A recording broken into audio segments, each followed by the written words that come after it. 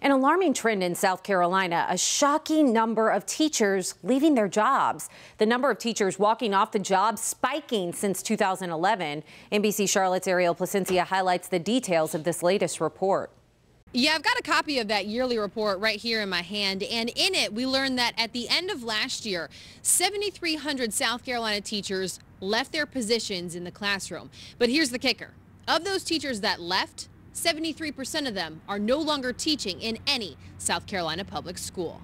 A shocking report showing just how intense South Carolina's teacher shortage is becoming.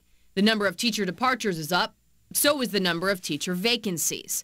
According to the report, 1 in 4 first-year teachers beginning their career last school year left their positions and are no longer teaching in any South Carolina public school. So where are your child's new teachers for the 2018-2019 school year coming from? According to the data, they're from other countries. 400 international teachers were hired in South Carolina school districts this year alone. And a big reason for the turnover? Teachers in South Carolina are paid some of the lowest salaries in the country.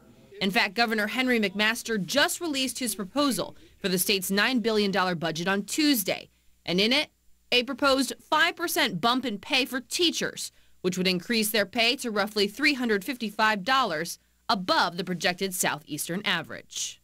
And also in that report, to start this year, districts overall reported 621 vacancies.